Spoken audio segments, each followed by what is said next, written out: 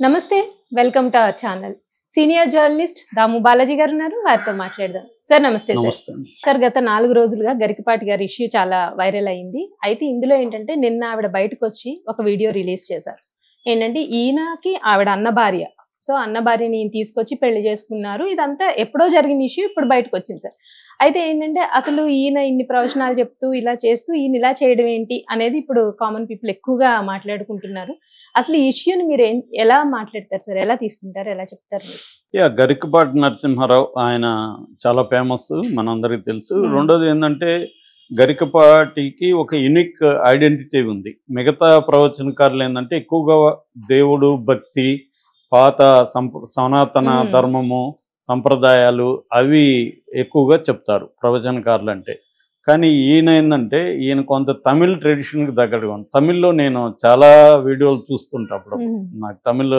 ఇలాంటి వాళ్ళు వినడం ఇష్టం అనమాట సుఖిశివము తర్వాత పర్వీన్ సుల్తానా ఇలాంటి వాళ్ళు చాలామంది ఉన్నారు తమిళ్లో కనీసం ఒక 20-30 మంది ఉంటారు వాళ్ళు ప్రొఫెషనల్స్ అనమాట వాళ్ళకి ఇంటర్నేషనల్గా తమిళ సమాజం వాళ్ళని తీసుకెళ్తుంటారు వాళ్ళలో మెజారిటీ వాళ్ళు ఇలాగే ఉంటారు అంటే పురాణాలు కానీ తమిళ లిటరేచర్ కానీ అన్నిటిని కూడా ఇవాళ సమాజానికి అవసరమైన పద్ధతిలో చెప్తుంటారు అంటే కనెక్ట్ చేసి ఇవి మనం లైఫ్లో ఎలా మనకి హెల్ప్ అవుతుంది అనేది వాళ్ళ మేజర్ ట్రస్ట్ గరికపాటి కూడా అదే చేస్తాడు గరికపాటి తను ఎక్కడి నుంచి ఏమి చెప్పినా ఇవాళ సమాజంలో స్త్రీ పురుషులు ఎలా ఉండాలి భార్య భర్తలు ఎలా ఉండాలి ఉద్యోగాల్లో ఎట్లా తీసుకోవాలి అంటే వ్యవహారిక సమస్యలు ఏవైతే ఉంటాయి ఈ వ్యవహారిక మన జీవితంలో నిత్య జీవితంలో ఉండే సమస్యలను అనలైజ్ చేయడం సమస్యలకి పరిష్కారాలు ఎలా ఉండాలి అనేది ఆయన ప్రధానమైన ఇది దానికి సంబంధించి అనేక అవలక్షణాలు కావచ్చు సమాజంలో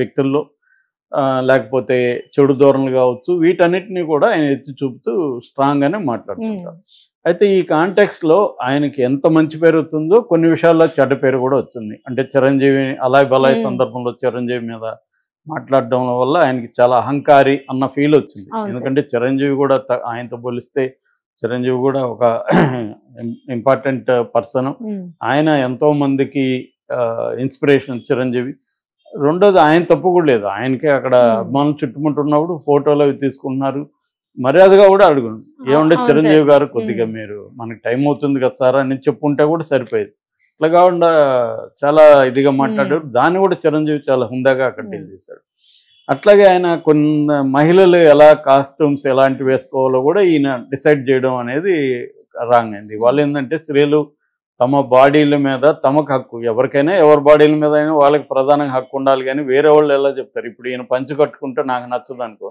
నేను నువ్వేందా పంచు కట్టుకుంటున్నావు నువ్వు షార్ట్ వేసుకొని తిరిగంటే ఎలా ఉంటుంది అలాగే ఆయన స్త్రీల కాస్ట్యూమ్స్ మీద మాట్లాడడం వల్ల కూడా ఇంట్లో నైటీలు వేసుకోవడం ఇలాంటి వాటి మీద కూడా ఆయన కామెంట్లు చేయడం స్త్రీల వైపు నుంచి కూడా తీవ్ర వ్యతిరేకత వచ్చింది అట్లాగే కొన్ని కులాలకు సంబంధించి కూడా వ్యతిరేకత వచ్చింది సో అంటే నేను చాలాసార్లు చెప్పాను ఎవరైనా ఇప్పుడు నేనైనా రోజు మాట్లాడుతుంటే నచ్చని వాళ్ళు చాలామంది ఉంటారు అందరినీ సాటిస్ఫై చేయడం కష్టం మన అభిప్రాయాలు కొన్ని విషయాల మీద ఓపెన్గా మాట్లాడేటప్పుడు కొంతమంది లేదా కొన్ని వర్గాలు హర్ట్ అవ్వడం అనేది కామన్ అది చర్చల వరకే ఉండాలి ఇప్పుడు మహిళలు కూడా ఈయన మీద దాడులకు ఎవరు వెళ్ళాలి వీడియోలు చేశారు ఆయన తప్పు అన్నారు ఆయన కూడా సారీ చెప్పాడు అలాగా ఎప్పుడైనా ఒక డైలాగ్ అంటారు డైలాగ్ నడవాలి సంభాషణ జరగాలి తప్ప దాడులు ఫిజికల్ దాడులు అనేది వెళ్ళకూడదు సో ఈ కాంటెక్స్ట్లో ఇప్పుడు ఏమైందంటే రేవంత్ రెడ్డి ప్రభుత్వం ఈయనకు ఒక పదవి ఇవ్వాలనుకున్నది ఆ పదవి ఏంటంటే ఇక్కడ స్పిరిచువల్ టూరిజాన్ని డెవలప్ చేయాలనేది రేవంత్ రెడ్డి అనుకుంటున్నాడు గతంలో కూడా కేసీఆర్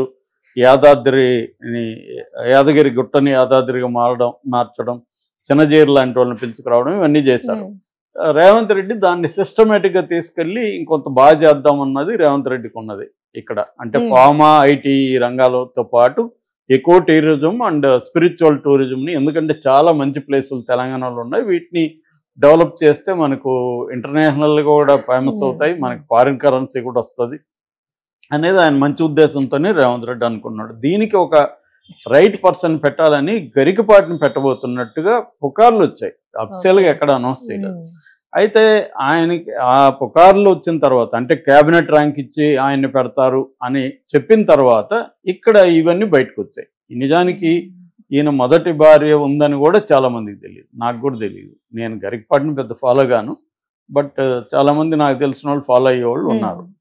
సో ఆయనకి మొదటి భార్య వీడియో ఆమె నిజానికి 9 నెలలు ముందు చేసిన వీడియో సడన్గా ఇప్పుడు బయటకు వచ్చి సడన్గా ఈయన నెగిటివ్ యాంగిల్లో ఈయన్ని కేవలం భార్య విషయమే కాకుండా ఈయన 100 కోట్లు సంపాదించాడని, ఈయనకి కాలేజీలో పెట్టి అమ్మేశాడని, రకరకాల నెగిటివ్ అంశాలు ఈయన లైఫ్లో ఉన్నట్టుగా బయటికి తీసుకొస్తూ మాట్లాడడం.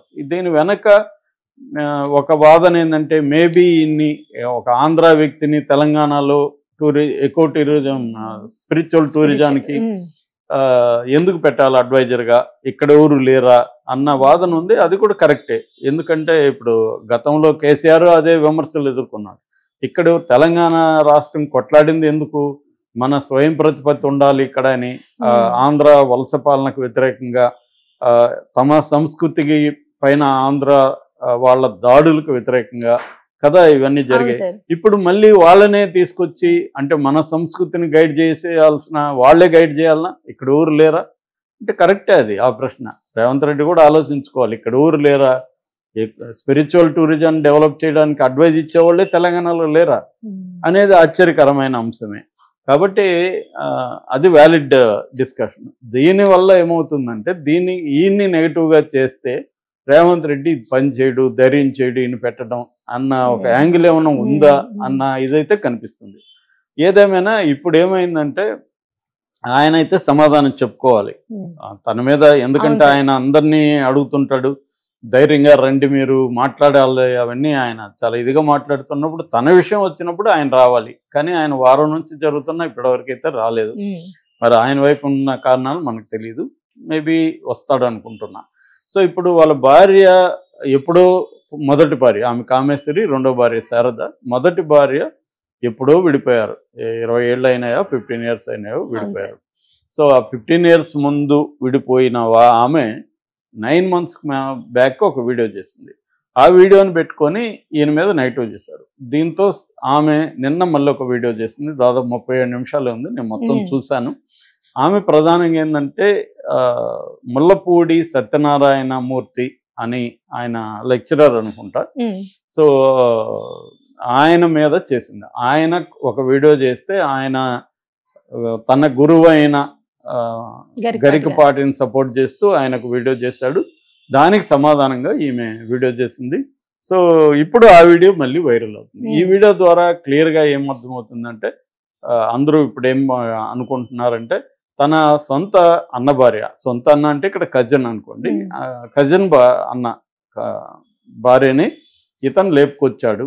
ఇతను అట్లా లేపుకొచ్చినాడు, నువ్వు ఎలా మోరల్స్ గురించి మాట్లాడతావు, నీ వ్యక్తిగత జీవితంలో మోరల్స్ లేనప్పుడు నువ్వు ఎలా వేరే వాళ్ళకి మోరల్స్ మాట్లాడతావు అన్నది ఇక్కడ ప్రశ్న. సో ఆమె ఏం చెప్పింది బ్రీఫ్గా మనం చూస్తే, ఆమె రామాయణంతో స్టార్ట్ చేసింది. రామాయణంలో రాముడు బంగారు జింక కోసం వెళ్ళినప్పుడు లక్ష్మణుడికి ఒక బాధ్యత అప్పగించాడు, వదిన సీత గారిని చూసుకోమని.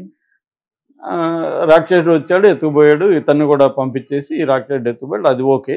కానీ ఒకవేళ రాముడు వెళ్ళిపోయినప్పుడు లక్ష్మణుడే సీతను అపహరించుంటే, అంటే చెప్పకూడదు కానీ నేను దీనికోసం చెప్తున్నాను, అపహరించుంటే ఎలా ఉండేదో అలా ఉంది నా జీవితం అనేది ఆమె చెప్పింది. రెండవది ఆమె వాలి సుగ్రీవుడు కూడా గతంలో చెప్పానని చెప్పింది.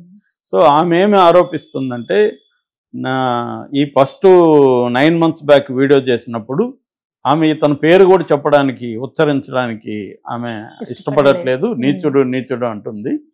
సో ఈ నీచుడు నా కొడుకు దగ్గర, పెద్ద కొడుకు పేరు గురిజాడ, రెండో కొడుకు పేరు శ్రీశ్రీ. అంటే ఈయనకి అభ్యుదయ భావాలు ఉండడం వల్ల ఇద్దరు మహాకవులుగా పిలువబడే గురిజాడ శ్రీశ్రీ పేర్లు కొడుకులకు పెట్టాడు. సో గురిజాడ దగ్గరే క్రిమినల్ కేసు ఈమె మీద పెట్టించారు ఆ వీడియో తీసేయమని. అందువల్ల ఈమె కోపం ఉంది. అసలు ఆ ఫస్ట్ వీడియో ఎందుకు పెట్టిందనే దానికి ఆమె చెప్తున్న సమాధానం ఏంటంటే ఇతనే కారణం అని చెప్తుంది. ఇతను అందరికి ప్రవచనాల్లో స్త్రీలకంతా మీరెందుకు బాధలు పడతా ఉంటారు, బయటికి రండి, ఓపెన్గా మాట్లాడండి అని పిలిపించాడు.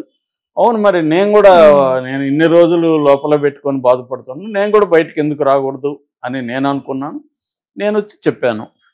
కానీ ఇతను ఈ నీచుడు నా మీద కేసులు పెట్టి చేశాడు. ఇప్పుడు మరి వందలాది ఛానళ్ళు వందలాది మీడియా నీ మీద అంటుంది, నువ్వు మరి కేసులు పెట్టు దమ్ముంటే అనేది ఆమె అడిగింది. దీంతోపాటు ఆమె ఇతను ఎప్పటి నుంచి అనేవాడు అంటారు, నా మీద కవిత రాయొచ్చు కదా, బేతవాళ్ళ రామబ్రహ్మం మీద ఎందుకు రాస్తావని. ఆ కవితలు కూడా 2 వినిపించింది. బేతవాళ్ళ రామబ్రహ్మం మీద ఈయన మీద రాయలే, ఈయన ఎప్పటి నుంచి అడుగుతుంటే ఇప్పుడు రాసింది. అదేంటంటే నెగిటివ్గా రాసింది, నువ్వెంత నీచుడు అన్నట్టుగా రాసింది. సో అది కూడా వివరించింది. దాంతోపాటు ఆమె ప్రధాన ఆరోపణ ఏంటంటే, నేనేదో నా పాటికి హాయిగా కాపురం చేసుకుంటున్నాను, నా భర్త వెంకటేశ్వరరావు ఇది ఆయన పేరు, నా భర్తతో ఈ నీచుడు నన్ను మాయమాటలతో నన్ను లొంగ తీసుకొని నా దగ్గర విడాకుల పత్రం మీద సంతకం చేయించి నన్ను తీసుకొచ్చేసాడు. దీంతో నా ఇంట్లో వాళ్ళకి దూరం అయిపోయాను, నాకంటే చిన్నవాడితను, కానీ మాయమాటలతో నన్ను లొంగ తీసుకొని నన్ను బయటికి తీసుకొచ్చేసాడు. తీసుకొచ్చినాక కనీసం పెళ్లి చేసుకొని ఉంటే అందరిని పిలిచి నాకు బాగుండేది, అది కూడా చేయలేదు. ఊరికి ఎక్కడో దండలు మార్పిచ్చి రహస్యంగా ఇచ్చేశాడు. సో నాకు పిల్లలు పుట్టారు. పిల్లలు పుట్టిన తర్వాత 12 ఏళ్ళు మాత్రం పిల్లల కోసం భరించాను. ఇతను శాడిస్టు, ఇతను నా మీద విపరీతమైన అనుమానం, పాలవాడితో మాట్లాడుతూ కూడా నీకు అప్పిస్తూ ఉంటాడు. అలాగా ఇతను టార్చర్ని భరించలేక నేను పిల్లల కోసం ఓపిక పట్టాను. పిల్లలు కొంత పెద్దవాళ్ళు అయినాక ఇంక నా వల్ల కాదని నేను అతనికి అప్పగించి బయటకు వచ్చేసాను.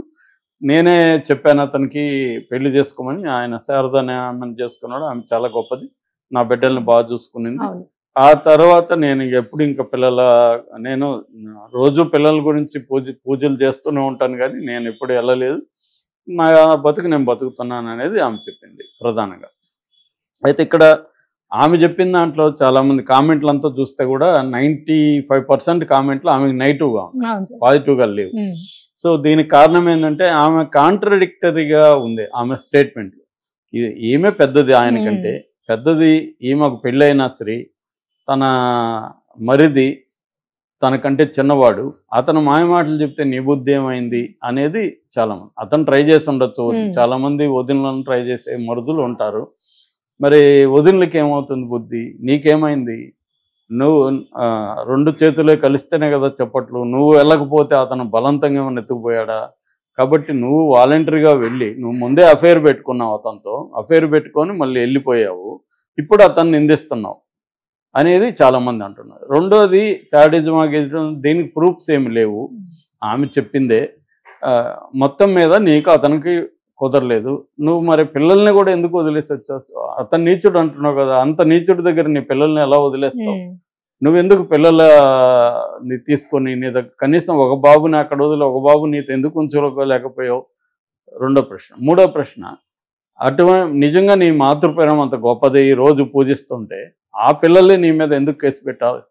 ఇప్పుడు పెద్దవాళ్ళు కదా, మరి నువ్వు ఎప్పుడైనా పిల్లల కోసం మళ్ళైనా నువ్వు కనీసం వారంలో ఒకసారో నెలకు ఒకసారో పిల్లలతో గడపడము, పిల్లల మీద నీకు ప్రేమ ఉండాలి కదా, అది ఎక్కడా కనబడలేదు కదా.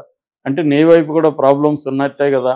అతను ఇప్పుడు నీ గురించి బ్యాడ్గా ఎక్కడా చెప్పలేదు, నువ్వెందుకు ఇప్పుడు వచ్చి చెప్తున్నావు అనేది ఆమె మీద విమర్శలు. రెండోది, ఎప్పుడో అయిపోతే 15 years బ్యాక్ మీరు ఊడిపోతే ఇప్పుడు వచ్చి నువ్వు వీడియోలు ఎందుకు చేస్తున్నావు అనేది పాయింట్.